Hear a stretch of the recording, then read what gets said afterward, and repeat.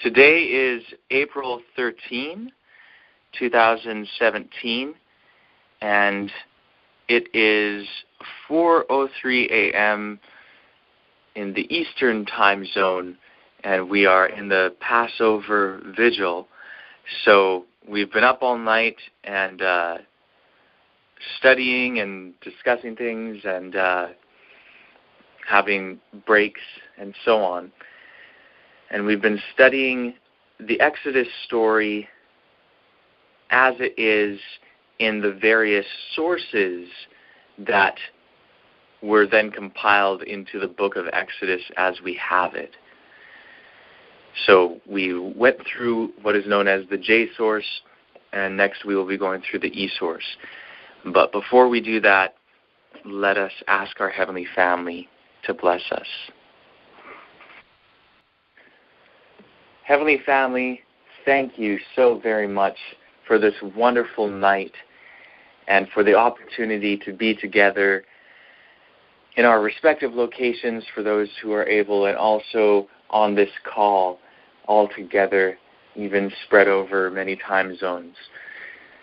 Thank you so much. Please help us to understand what we will be reading now. Help us to discern the truth of the various sources, to see if they really are separate individual sources from each other, and also to learn what we can about the Exodus itself as it was, and what lessons we can learn from that for today. Thank you so very much. Please guide us as we investigate. We ask this, B'Shem Tzemach Hu He, in the name of Branch, he and she. Amen. Amen. Okay, so, as I mentioned, we read through the first 14 chapters of Exodus, exclusively reading what scholars designate or refer to as the J-source passages.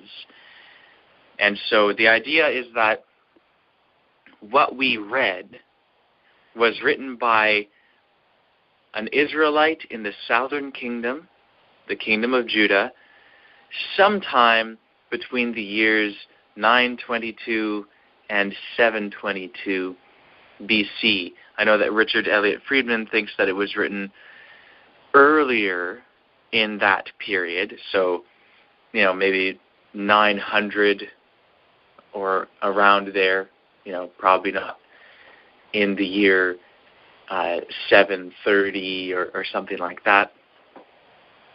Closer to 900, maybe even earlier, right after the kingdom was divided, sometime around there. And actually, just for an interesting note, what Richard Elliott Friedman argues in his book, The Hidden Book in the Bible, is that the J-source is the earliest, quote-unquote, history that we have in all literature. There's much literature that we have pre-Bible, as it were, to use an anachronistic term. In other words, writings that came before the writings which were later compiled into the Bible. So, for instance, there's writing from the 3rd millennium BCE. That's definitely before any of the writings that ended up in the Bible. But most writing was poetry, and then you get some stuff that's like annals or records of some sort, but not written in a story fashion, not written as a history is written. It's written more just like a record, like notes on something, and there's, alphabets, people's names. Then there's also mythological writing and religious texts, ritual texts, all of that sort of thing. But if Richard Elliott Friedman is correct, the J-source is actually the earliest history, as in a telling of what has happened in the past from the perspective of the author, to give that account. And of course, histories also are always selective, just talking about what is deemed to be the relevant portions of the past for the purpose of the historian. So the J author would be telling this for some sort of benefit for his readers in his own day.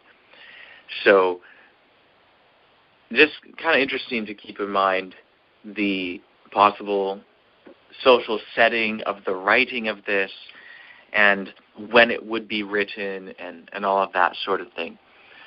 So it would be, obviously, he would have had these stories from somewhere. And also, if what we are about to read was written by someone in the northern kingdom in the same general period of time, it's evident that neither one just made up these stories.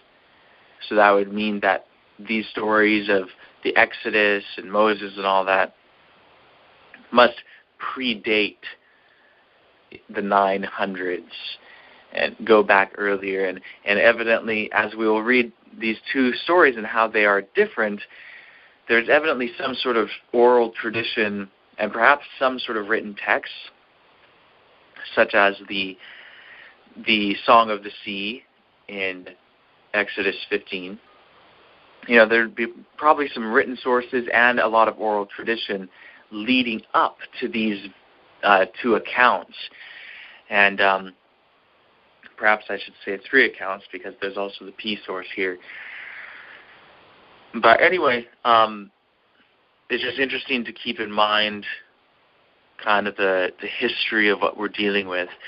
And I think it will become more clear as we read the other sources. And if we read through these same chapters only focusing on the E material, and then read through it again only focusing on the P material, and each makes sense on its own right, I think that that's pretty strong evidence in favor of this general idea. So, are there any comments or questions before we get into the E source?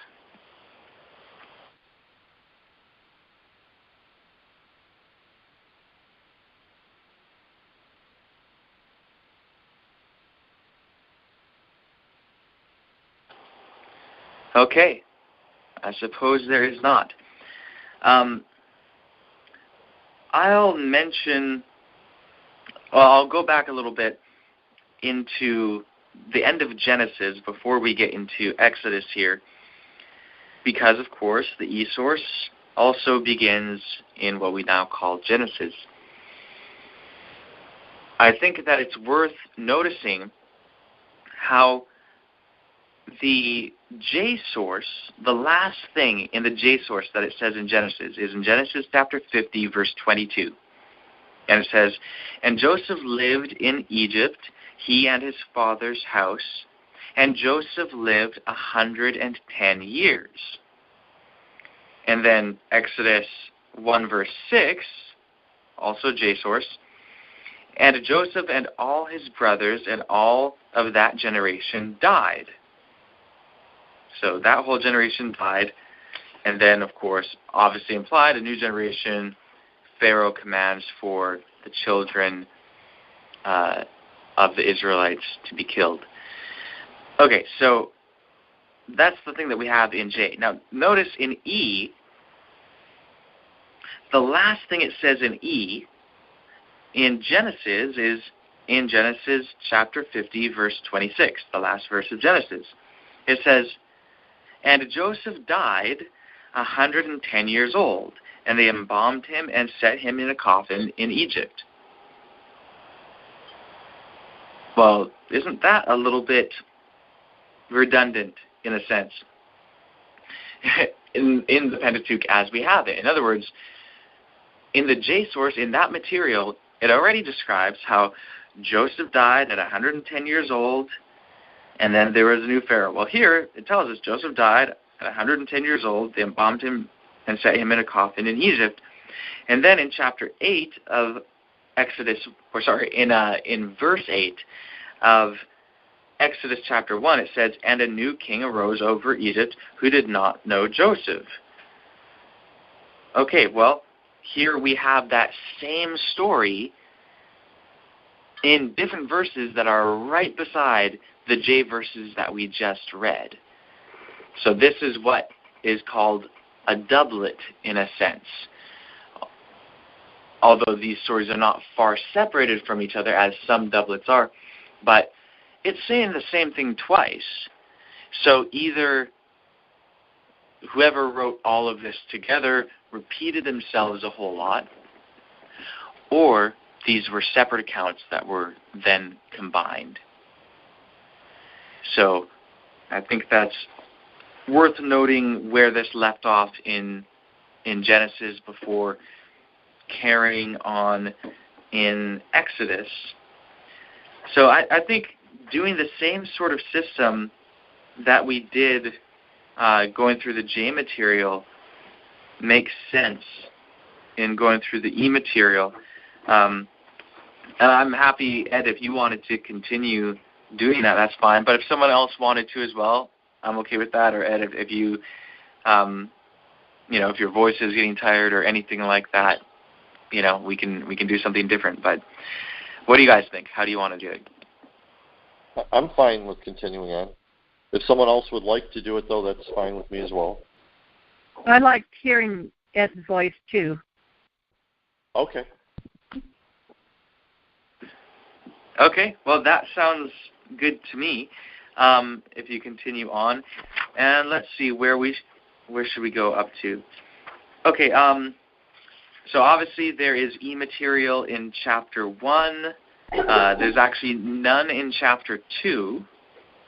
And then it goes into chapter 3, and there's a fair amount. I'm thinking maybe a good place to stop will be, starting, of course, at verse 8 of chapter 1, and then reading all the E material up until the end of verse 1 of chapter 3. Okay. Okay, cool. All right, so Exodus chapter 1, verse 8. And a new king rose over Egypt who did not know Joseph. And he said to his people, "Here the people of the children of Israel is more numerous and powerful than we. Come on, let's be wise toward it, or else it will increase. And it will be, when war will happen, that it too will be added to our enemies and will war against us and go up from the land." And they set commanders and work companies over it in order to degrade it with their burdens. And they built storage cities for the Pharaoh, Pithom and Ramses. And the more they degraded it, the more it increased, and the more it expanded, and they felt a disgust at the children of Israel. Moving on to verse 15. And the king of Egypt said to the Hebrew midwives, of whom the name one was Shiphrah, and the name of the second was Puah. And he said, when you deliver the Hebrew women, and you look at the two stones, if it's a boy, then kill him, and if it's a girl, then she'll live. And the midwives feared God, and did not do what the king of Egypt had spoken to them, and they kept the children alive. And the king of Egypt called the midwives and said to them, "Why have you done this thing and kept the children alive?" And the midwives said to Pharaoh, "Because the Hebrews aren't like the Egyptian women, because they're animals.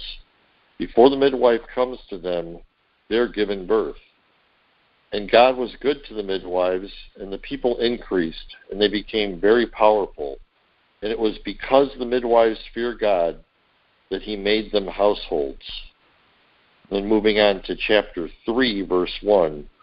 And Moses had been shepherding the flock of Jethro, his father-in-law, priest of Midian, and he drove the flock at the far side of the wilderness, and he came to the mountain of God, to Horeb.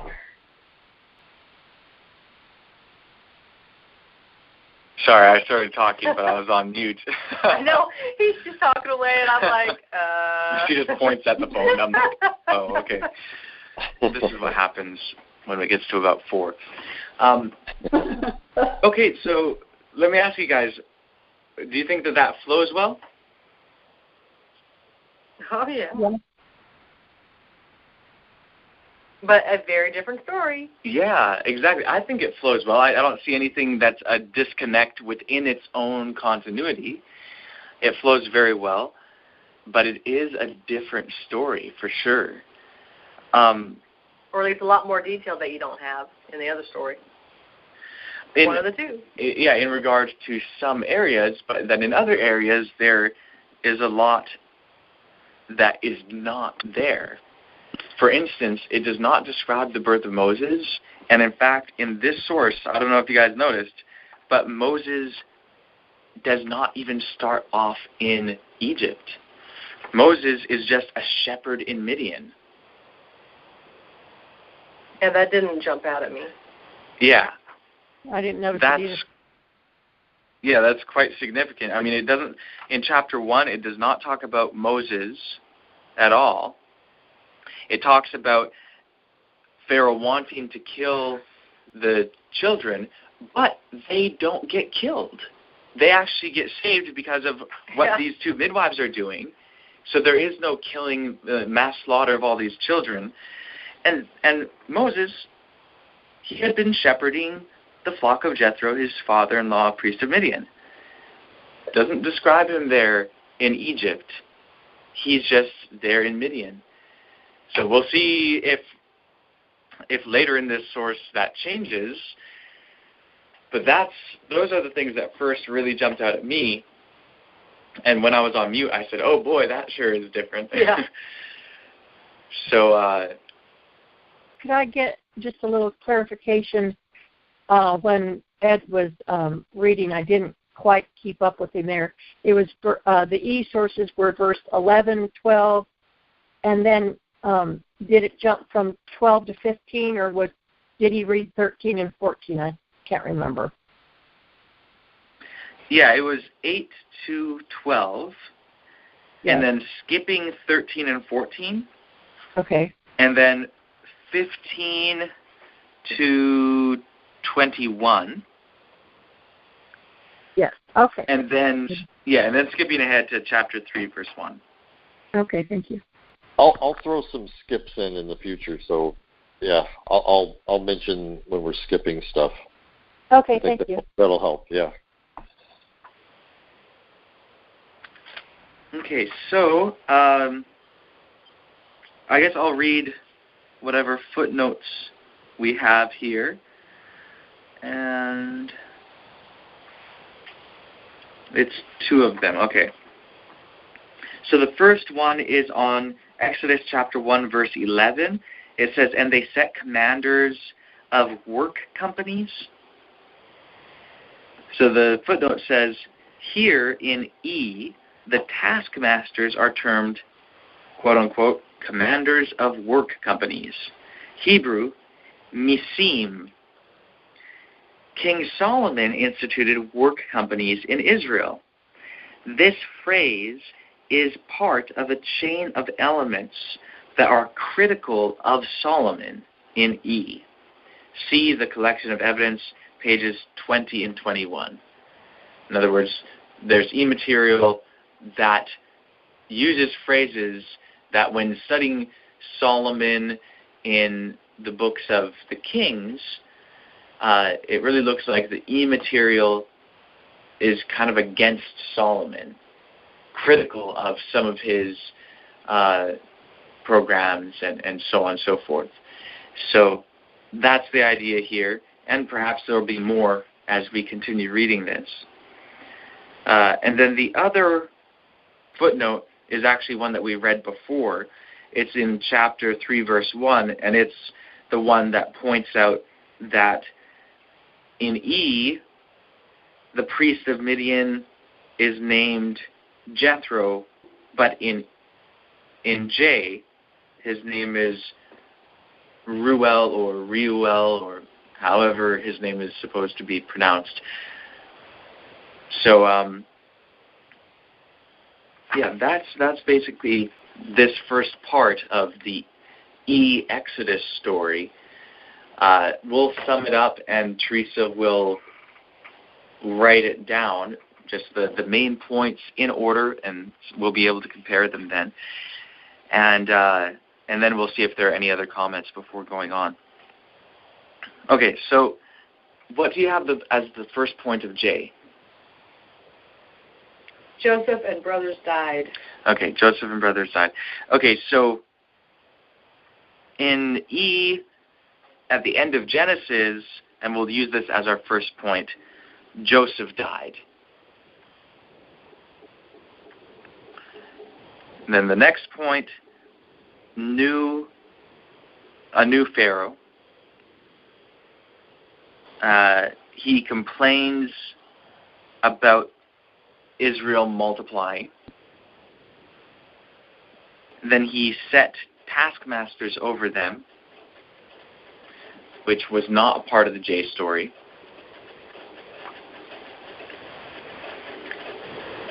And then he commanded midwives to kill the sons.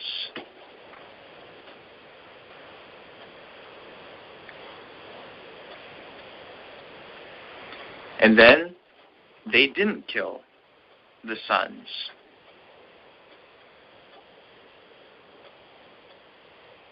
The next thing is that Moses had been shepherding the flock of Jethro.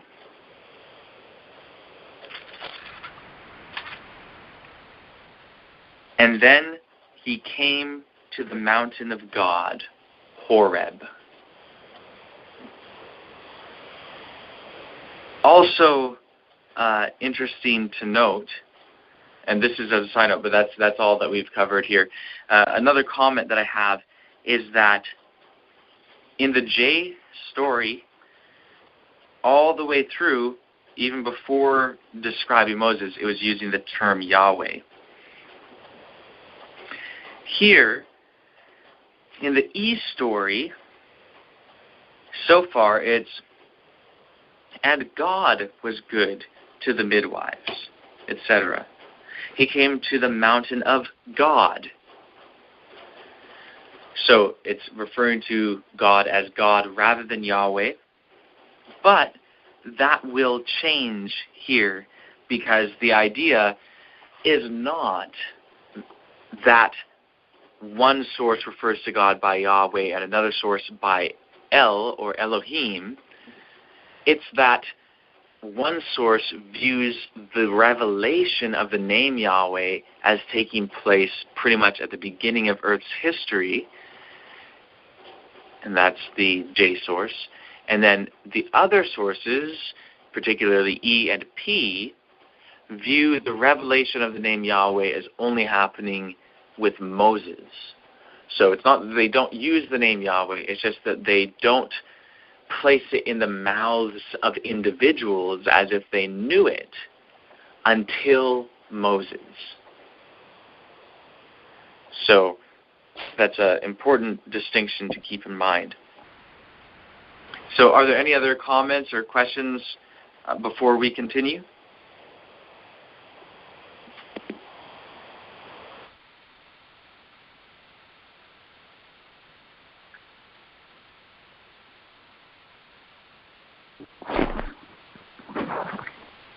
Okay. Well, I'm fine with us continuing on then. And what I'm thinking, if you want to read chapter 3, verse 1 again, Ed, and then read all the E material in chapter 3. Okay, you want me to read to verse 1 in chapter 4 again? Do the same thing? Sure, yeah, that sounds good. Okay, so chapter 3, verse 1. And Moses had been shepherding the flock of Jethro, his father-in-law, priest of Midian. And he drove the flock at the far side of the wilderness, and he came to the mountain of God, to Horeb. And then we jump to the middle of verse 4. And God called him from inside the bush, and he said, Moses, Moses. And he said, I am here. And then we jump to verse 6. And he said, I'm your father's God, Abraham's God, Isaac's God, and Jacob's God. And Moses hid his face because he was afraid of looking at God. Verse 9. And now, hear the cry of the children of Israel has come to me, and also I've seen the oppression that Egypt is causing them. And now go, and I'll send you to Pharaoh, and bring out my people, the children of Israel, from Egypt. And Moses said to God, who am I that I should go to Pharaoh, and that I should bring out the children of Israel from Egypt? And he said, because I'll be with you. And this is the sign for you that I have sent you. When you bring out the people from Egypt, you shall serve God on this mountain. And Moses said to God, here I'm coming to the children of Israel, and I'll say to them, your father's God sent me to you. And they'll say to me, what is his name? What shall I say to them? And God said to Moses, who am I? And he said, you shall say this to the children of Israel, I am, has sent me to you.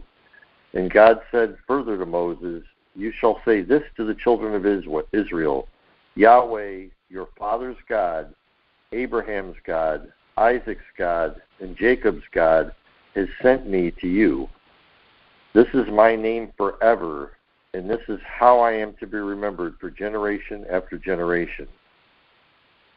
Go and gather Israel's elders and say to them, Yahweh, your father's God, has appeared to me, the God of Abraham, Isaac, and Jacob, saying, I have taken account of you and what has been done to you in Egypt.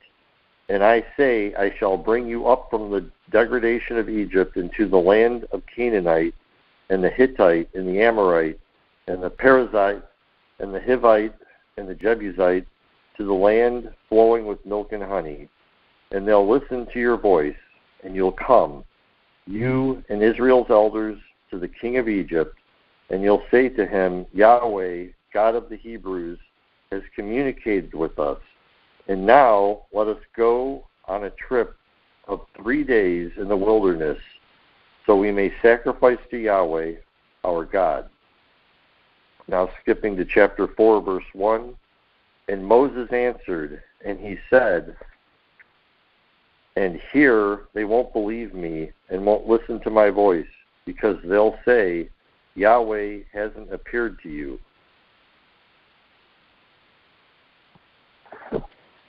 So, does it flow? Yep. I think it does. Yeah, I think it does too, very, very well. I'm beginning to wonder if Moses is considered to be an Israelite in the e-source. Because so far there's no indication of that. He's not among the children of Israel. Yahweh is saying, go tell the children of Israel this. And he's, reluctant and everything. That's interesting. Yeah.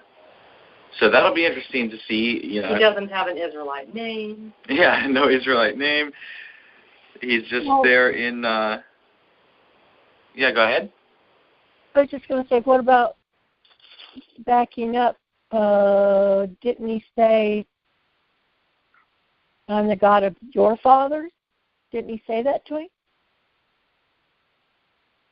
Well, he said that Moses is to say to the Israelites that, so it says in verse 13, for instance, it says, and Moses said to God, here I'm coming to the children of Israel, and I'll say to them, your father's God sent me to you. So this is what Moses is saying he will say to the children of Israel. He doesn't say our father's God. He says your father's God. So Moses is speaking to the children of Israel and says that. How bizarre. What about verse 6? Yeah, in verse 6 it does sound like one's right there. Okay. He says, okay. God said to him, okay, yeah, here I am. And he said, I am your father's God, Abraham's God, Isaac's God, and Jacob's God. Mm-hmm. And Moses hid his face because he was afraid of looking at God. Well, that could be read a couple ways. Okay, how are the couple ways? I'm your father's God, and Abraham's God, and Isaac's God, you know? Yeah, that's true. I'm not saying that's what I think it is. It was just, I just noticed, Now, the other thing is that the Israelites and the Midianites were related. I'm trying to remember how, if Midian was a son of Ishmael or if Midian was a son of Esau. But they were related. But certainly one way to read this is that, I'm your father's God, and then the fathers are Abraham, Isaac, and Jacob. If so, then he would be a descendant of Jacob. But at least the way it's punctuated here, it's not fathers possessive plural. It's fathers singular possessive. I'm your father's God, Abraham's God, Isaac's God, Jacob's God. So that could be read as I'm the God of your father and the God of Abraham and the God of Isaac and the God of Jacob, not necessarily indicating that Abraham, Isaac, and Jacob were fathers of Moses. But we'll see. I mean, there might be other things that indicate it more specifically. So this could be read in two ways. What? What was the name of Moses' father then?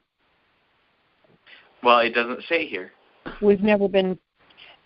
Do you recall if we've ever come across it anywhere in Exodus? Are we ever told? Well, here's the thing.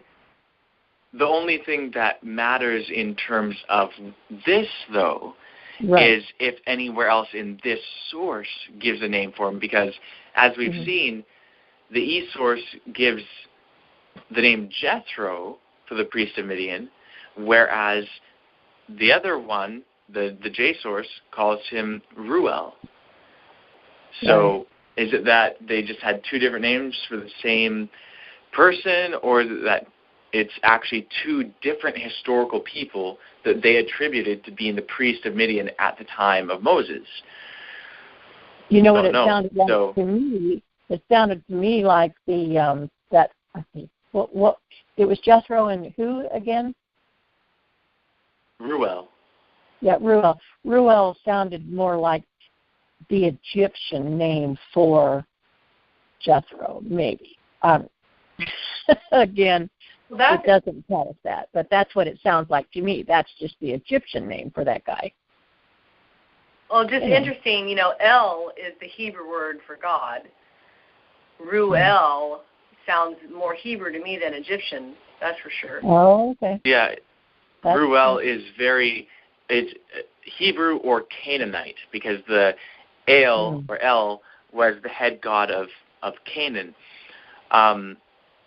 So basically, it's a Canaanite name, and plus there's not really a connection between Ruel and Egypt in the narrative that we read either.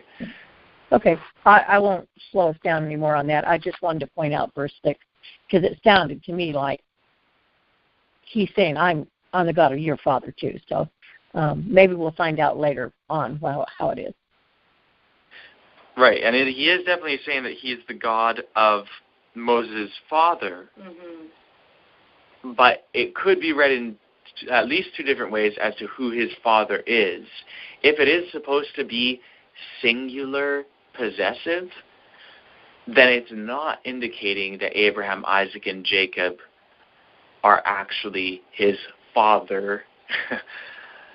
If it's supposed to be plural possessive, then it's your fathers. I'm the God of your fathers, the God of Abraham, the God of Isaac, the God of Jacob, indicating that Abraham, Isaac, and Jacob are the fathers.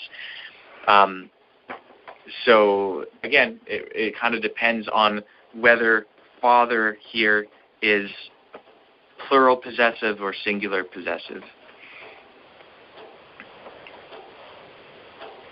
Even if it is singular possessive, though, it doesn't cancel out the possibility of him being an Israelite, but it wouldn't be saying that he is.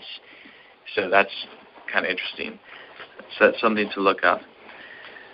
Any other comments on this?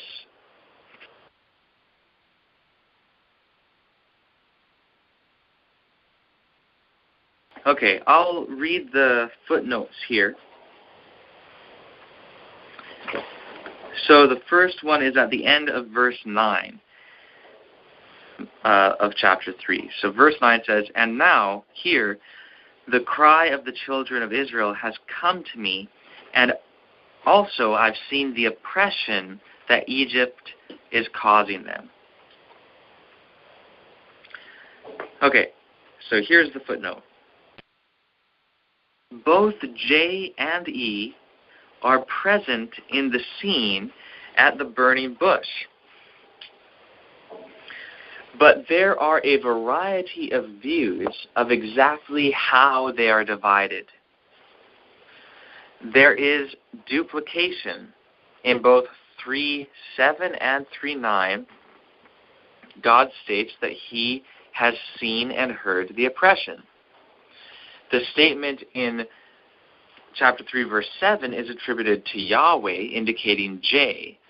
The statement in chapter 3, verse 9 continues into the instruction in verse 10, and Moses' response in verse 11, which refers to Elohim in narration, indicating E. Most of the dialogue between God and Moses that continues out of verses 9 to 11 is also E, because, 1, it has Elohim in narration 6 more times, and the staff through which the miracles will be performed is identified as, quote, the staff of God, Elohim. The mountain is identified as the mountain of God, Elohim. Second, the divine name is revealed in chapter 3, verse 15, which is the mark and turning point of E. Third, Moses returns to Jethro, not Ruel, in chapter 4, verse 19. Fourth, Moses is told to meet Aaron in chapter 4, verse 14, and Aaron then meets him at the mount, or the mountain of Elohim, chapter 4, verse 27. Fifth, Moses and Aaron are to gather the elders, chapter 3, verse 16, and 4, verse 29.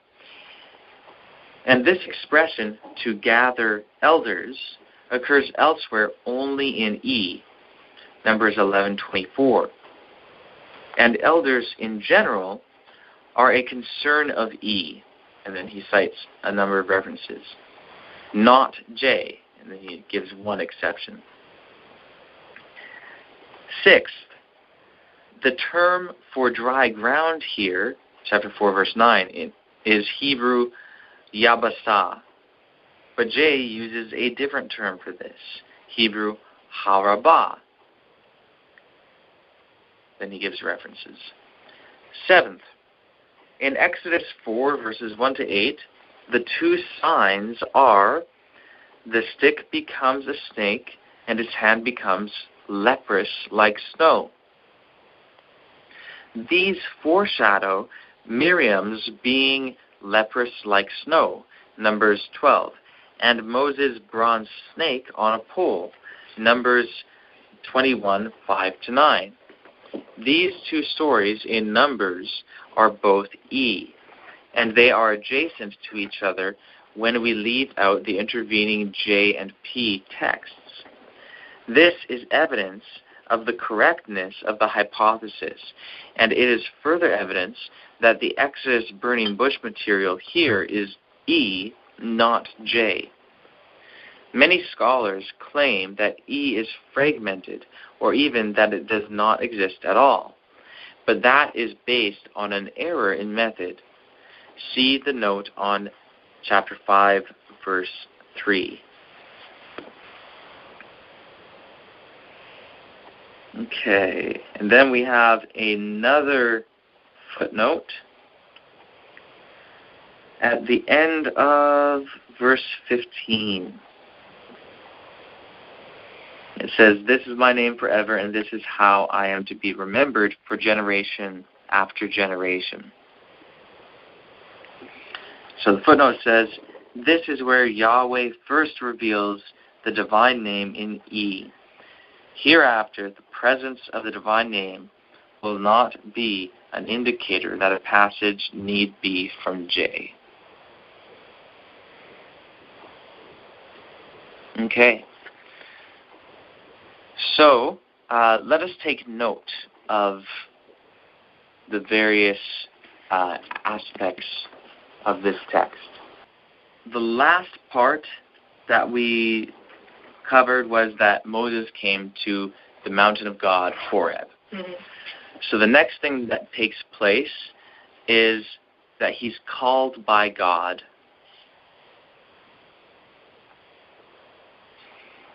Next, God identifies himself. And then God takes note of the oppression of Israel and tells Moses to go and speak to Pharaoh. And let's see.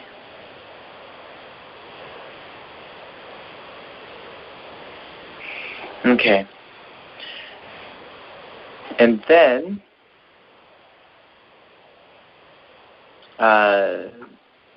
I'm just wanting to bring out the high points without too much detail.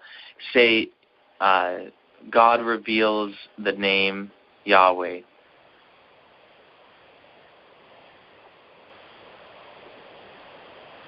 Okay. And the next part I think will end up being the sign that Yahweh gives him signs. Although we haven't read all of that yet, but you can put that down. Gives Moses signs. Yeah.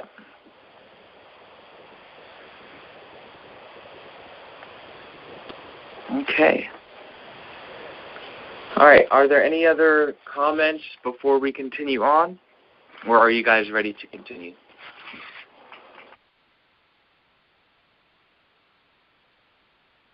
I think we're ready.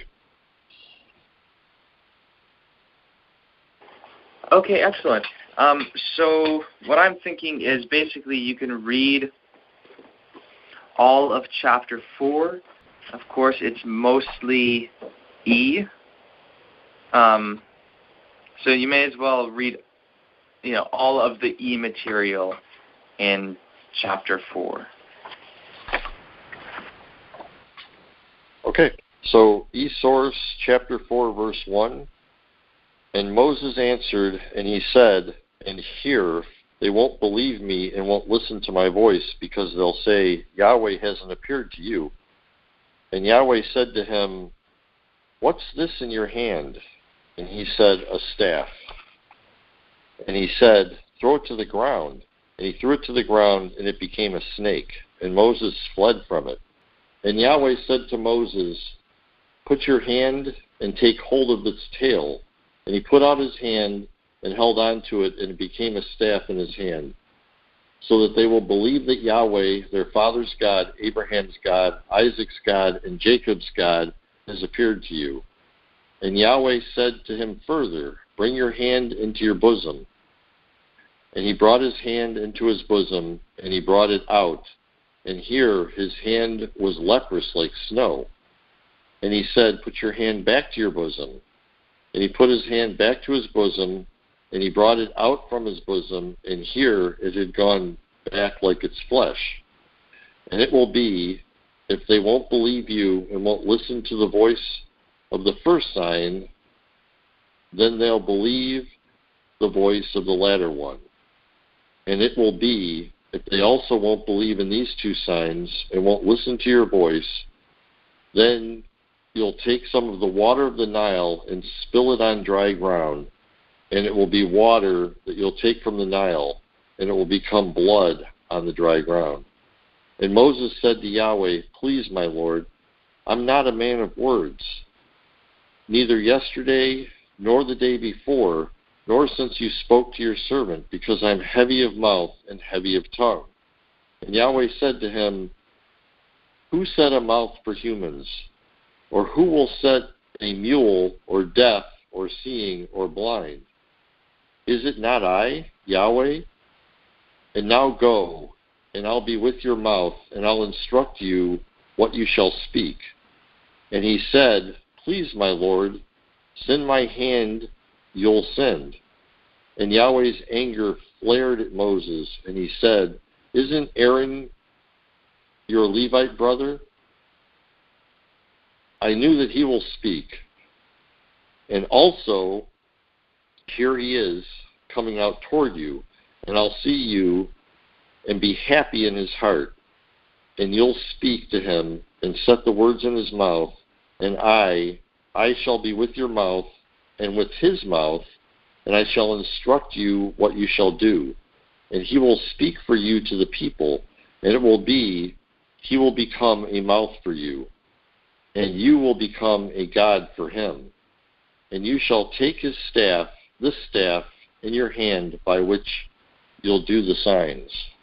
And Moses went, and he went back to Jethro, his father-in-law, and said to him,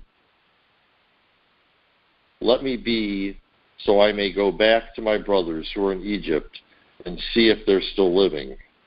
And Jethro said to Moses, Go in peace. Skipping to the end of verse 20, and Moses took the staff of God in his hand. And Yahweh said to Moses, When you're going to go back to Egypt, see all the wonders that I've set in your hand, and you shall do them in front of Pharaoh. Verse 22, And you shall say to Pharaoh, Yahweh said this, My child, my firstborn is Israel. And I've said this to you, Let my child go and serve me, and should you refuse to let it go, here, I'm killing your child, your firstborn. Skipping to 27. And Yahweh said to Aaron, Go toward Moses to the wilderness. And he went, and he met him in the mountain of God, and he kissed him. And Moses told Aaron all Yahweh's words that he had sent him from all the signs that he had commanded him. And Moses went, and Aaron, and they gathered all the elders of the children of Israel. And Aaron spoke all the words that Yahweh had spoken to Moses. And he did the signs before the people's eyes. And the people believed. And they heard that Yahweh had taken account of the children of Israel, and that he had seen their degradation. And they knelt and bowed. Okay. So quite the long E section. There are definitely some interesting things there. One of the things, of course, is that it says, Isn't Aaron your Levite brother? Or it could be translated, your fellow Levite. And if that's the case, then it would indicate that Moses was an Israelite and even a Levite, unless, that's if it's supposed to mean fellow Levite. Your Levite brother could be interpreted in that way, although it also could be interpreted as, hey, he is a brother of yours in a broader sense, and he's a Levite. And then I also find interesting how a bit later, like in verse 22 and so on, it describes him going back to Egypt, implying that he had been in Egypt. So that's interesting. But anyway, do you guys think this flowed pretty well? Yeah, I think so. Yeah, I agree. I thought I might read in the King James, in that verse 14, he says, "Is not Aaron the Levite thy brother?" So, is there any way, have we been told anywhere that they could be half-brothers? Or would he still be an Israelite if, would Moses still be an Israelite if they had the same mother, but not the same father? Well, if the mother was an Israelite, he would at least be part Israelite. Yeah, he would. I mean, yeah, I was just wondering, because the way it was said, "Is not Aaron the Levite thy brother?" I mean, it doesn't necessarily mean anything other than the fact that he's just saying he's a Levite. So unless we're told someplace that Moses is a Levite, it doesn't really prove anything for me to read that, but that's what the King James says, "Is not Aaron the Levite thy brother?" Right. Well, I know at least in one of the sources, it tells who his parents were. I think maybe that was even in J. And, chapter 2, verse 1, "And a man from the house of Levi went and took a daughter of Levi." And then it goes on, and it's the parents of Moses. So according to the J source, both of Moses' parents were actually Levites. So, of course, he would be a Levite as well, according to the J source. According to this, possibly. Yeah, very possibly. That might be what it's saying. When it says your Levite brother, or Aaron, your brother, a Levite, or however it's put, it might be indicating that Moses was a Levite. Unless it means brother in a more general sense. But I don't know if that's how this term is being used. Right, okay. The only verse that was not an E was verse 24 and 25. Is that 24, 25, and 26? Is that correct? Yeah, verses 24 to 26 are in J. J. Okay, I thought so, but I was just a little bit slow in writing my E's down. So, thank you. No problem. And also verses 19 and 20 were also part of J. Oh, that's right. Yes, I already had that. Oh. Or most of 20 anyway. Okay. And then we have the last phrase of verse 21 that is supposed to be from the redactor. The footnote is about the Aaron the brothers topic there, by the way, on Yeah, I was noticing that. I guess I should read the footnotes here. So this is the footnote on verse 14, where it says, "Isn't Aaron your Levite brother?" The footnote says, "This does not mean that Moses and Aaron are brothers. On the contrary, if they were siblings, it would naturally say, your brother. Why would it say, your Levite brother, if they are actual brothers? They must both be Levites. Your Levite brother has to mean fellow Levite. And in E, Moses and Aaron are not siblings. See further Exodus 15, verse 20, and the note there." So that's that footnote. And then there are more. Let's see here. Okay, well, there's neither of them on the next page are actually for the e-source.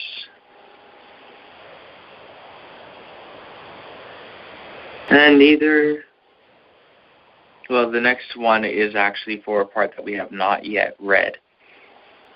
Okay, so don't have any more footnotes to read, really.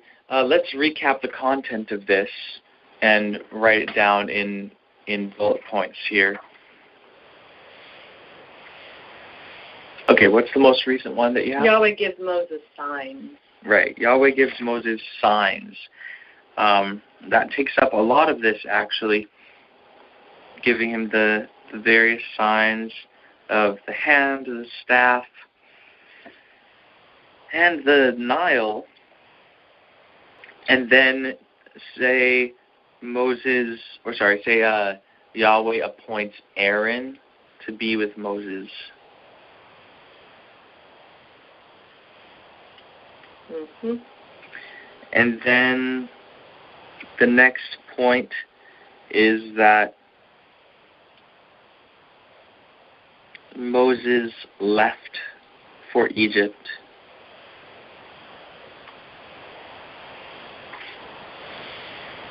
Next, Moses and Aaron gather the children of Israel and show them the signs. And then the people believed. So the next section is most of chapter 5, starting at verse 3 and going to the end of chapter 5, and then the first verse of chapter 6. So you guys ready to get into that section? Yep, that's fine. Okay, cool. Did you just say it was from verse 3 all the way to the end of chapter 5? So it's all of that? We're not skipping any? That is correct, yes. Okay, thank you.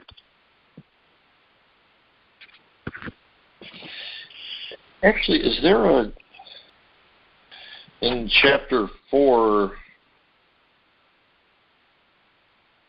all of a sudden there's the Aaron coming in verse 27. It almost seems like it's sort of it's a little bit of a jump there.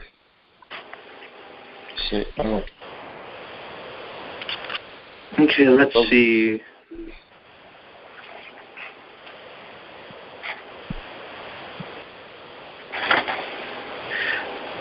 Well, it said, actually no, it was in verse 14. It said, and Yahweh's anger flared at Moses, and he said, isn't Aaron your Levite brother? So that was before this. Right. And then he continues talking, and then,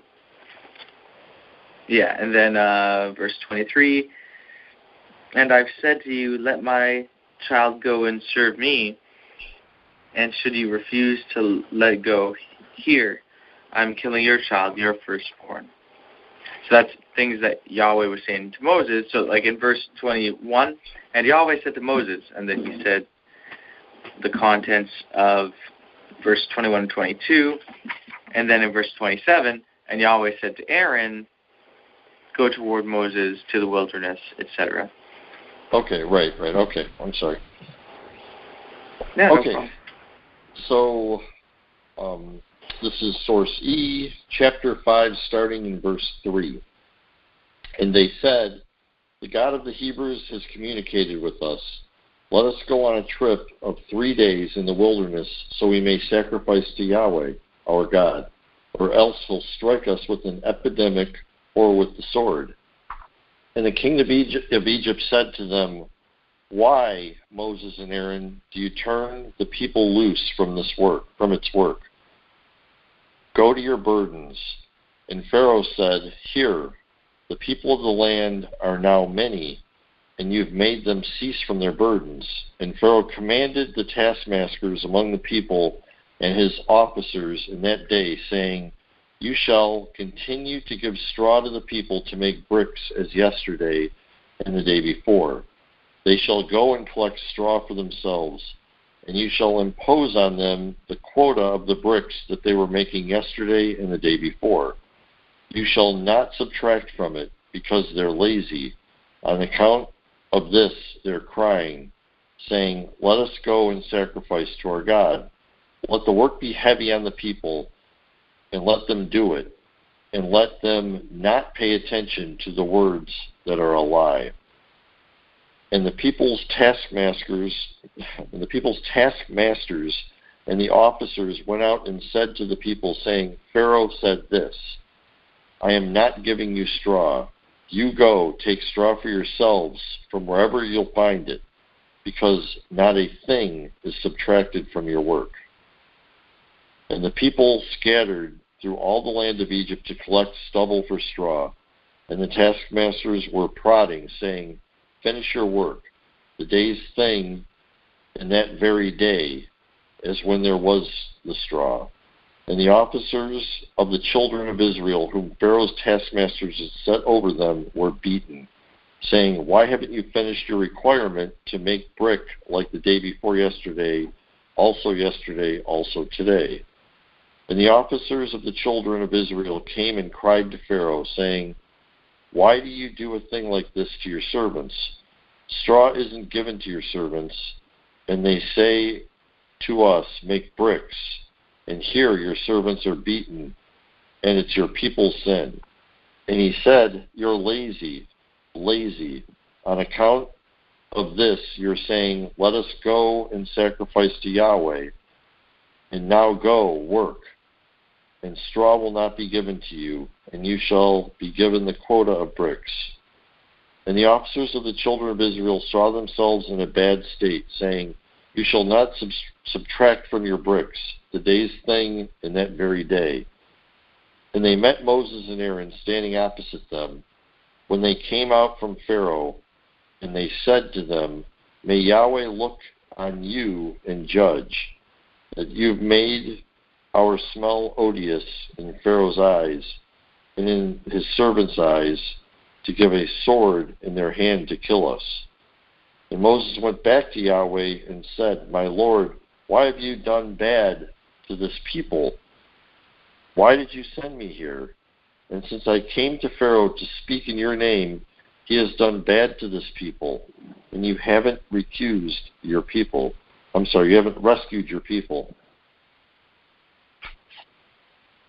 That's it. Okay, so I'll read a footnote here, and obviously, I think this one we can all say, yes, that flowed very well. There wasn't even a break at all. So I'll read this footnote here. One moment. Okay, so this footnote is for chapter 5, verse 3, and it says, And they said, The God of the Hebrews has communicated with us. Let us go on a trip of 3 days in the wilderness, so we may sacrifice to Yahweh our God, or else he'll strike us with an epidemic or with the sword.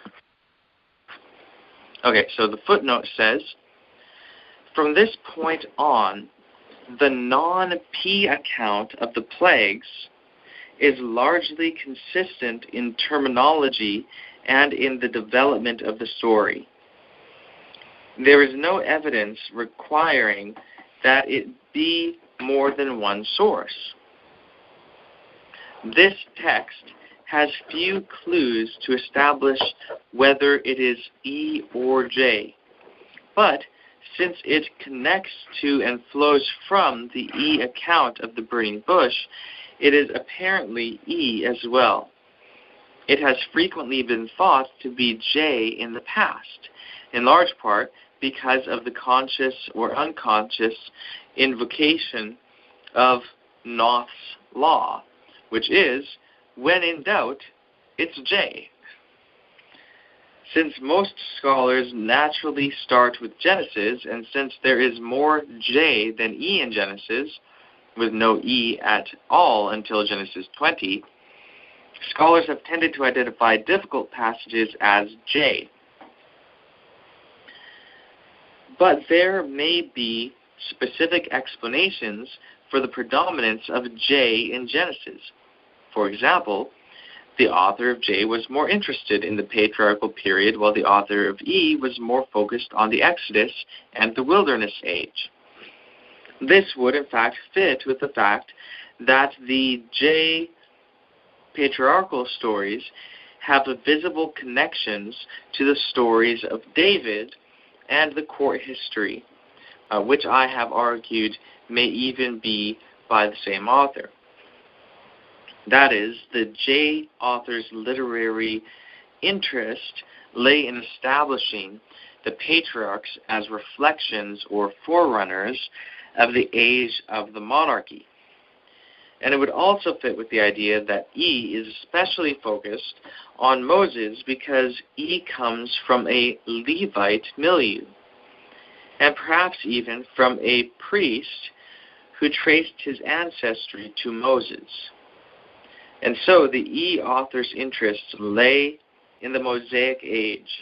Indeed, if the non-P plagues account is E, then J and E are of approximately equal length.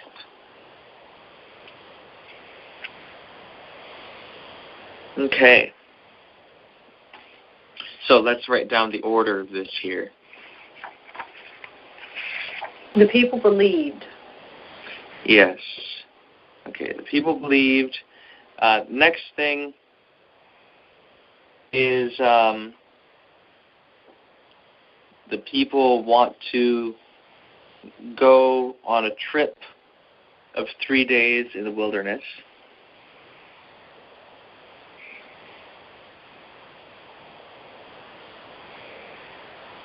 And then the Pharaoh increases their work and restricts their straw.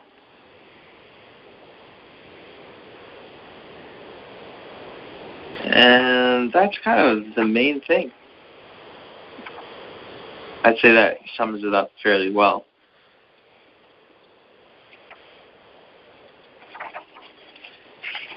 So, looking here to identify the next E passages. Okay. Most of 6 is not E, but in 7 it gets back into it.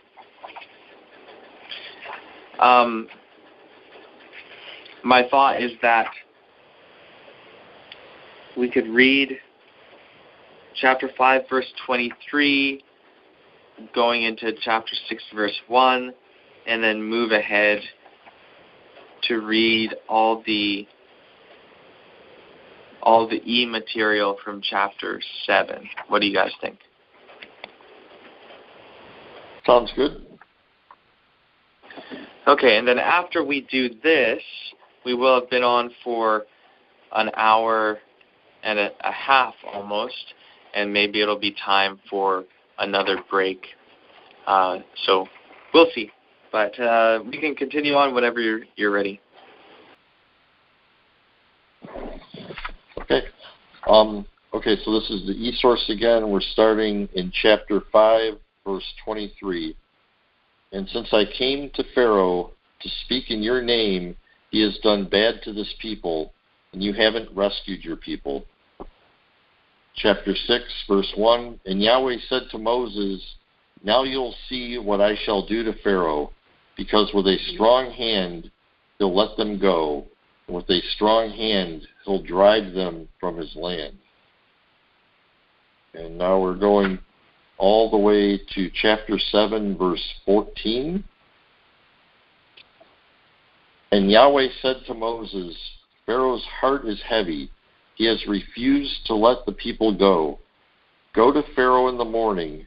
Here he'll be going out to the water, and you'll stand opposite him on the bank of the Nile. And you shall take your hand, the staff that was changed into a snake, And you'll say to him, Yahweh, the God of the Hebrews, sent me to you, saying, let my people go, so they may serve me in the wilderness. And here you haven't listened so far. Yahweh said this, by this you'll know that I am Yahweh. Here, I'm striking with the staff that's in my hand on the waters that are in the Nile, and they'll be changed into blood. And the fish that are in the Nile will die, and the Nile will stink, and Egypt will weary themselves to drink water from the Nile. And then we're skipping to the middle of verse 20. And he raised the staff and struck the waters that were in the Nile before Pharaoh's eyes and before the servants' eyes. And all the waters that were in the Nile were changed into blood. And the fish in the Nile died, and the Nile had an odor, and Egypt was not able to drink the water from the Nile.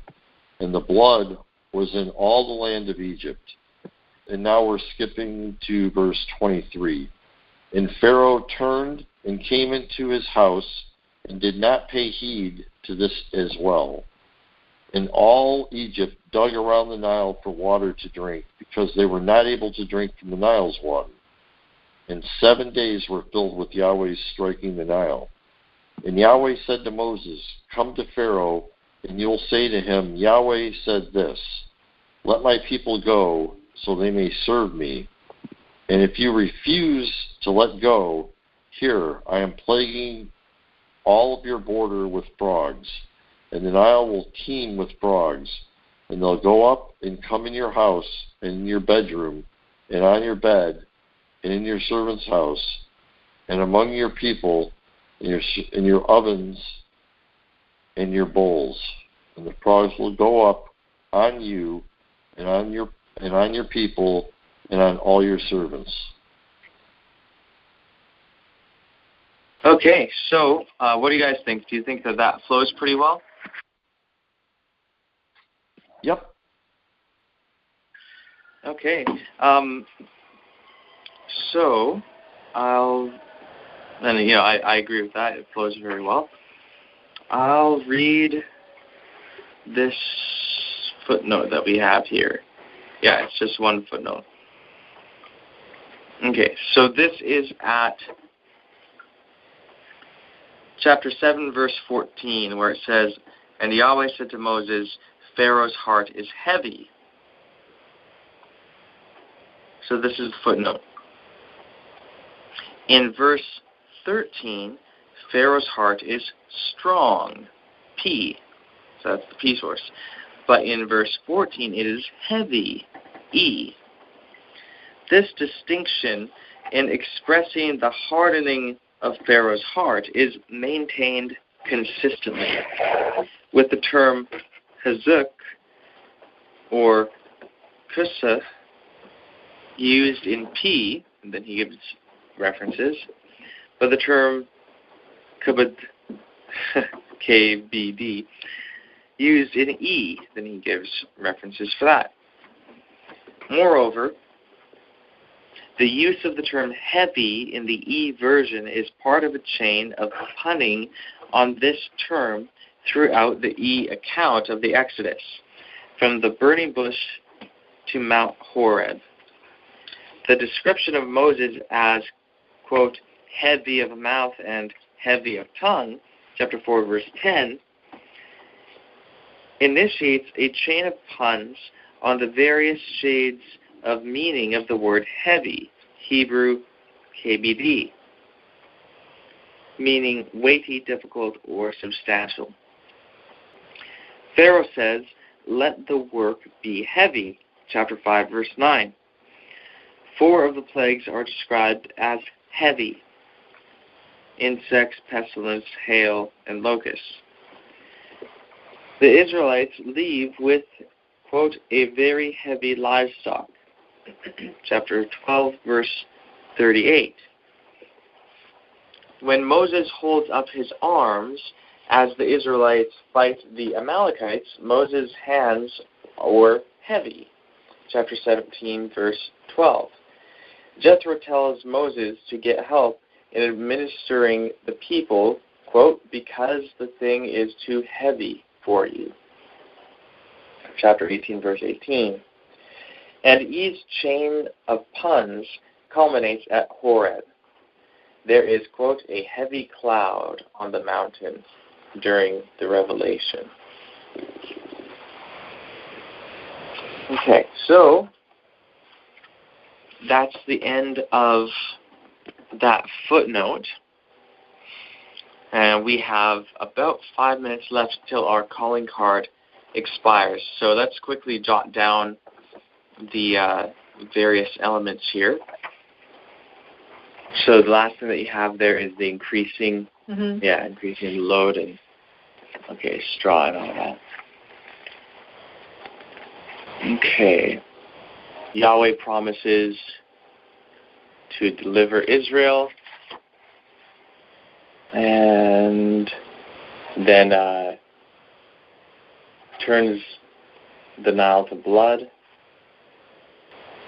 and then the plague of frogs.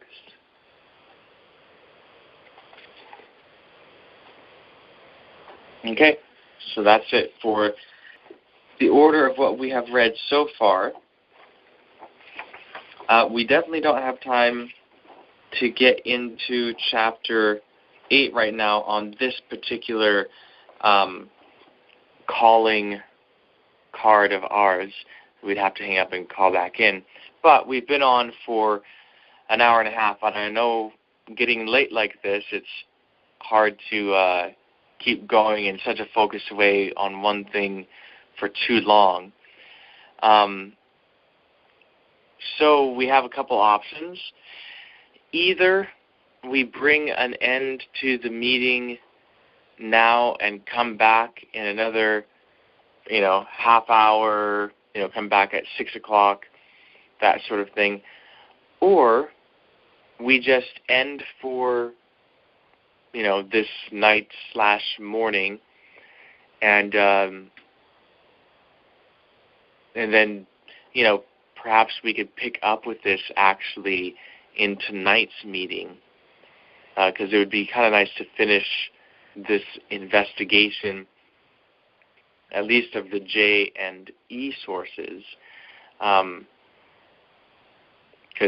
even if we do have another meeting, like let's say at 6 o'clock or whatever, 6 o'clock this morning, I don't think we'll be able to finish the e-source necessarily, or if we do, we might just finish it, but there's quite a bit left of it. So what are your guys' thoughts? Yeah, either way. Yeah. You guys? Yeah, whatever is fine. Does anyone have any preference one way or the other to end for tonight, or to have one more? For me, it would help me to stay awake to keep going. Yeah. Like to take a break for a half hour or so, or whatever, and then get back into it. Okay, sure. Let's do that then. Should it be as long I as got a half question I'd like to ask sometime. Okay, sure. And let me ask. Our calling card will just go out here in about 2 minutes. Yeah, our calling card is about to end. So I'll just ask you if you could answer quick. Is it on topic or is it on a different topic? It's which Yahweh is this we're talking about? Okay. We'll have to deal with that perhaps when we get back. So I'll post this on Facebook, but we'll end the call now, and then we'll start again at 6. Okay. Okay. So, Toda Eloheinu, thank you so much. And, love you guys. Look forward to seeing you guys again in a half hour. Shalom. Shalom. Amen. Shalom.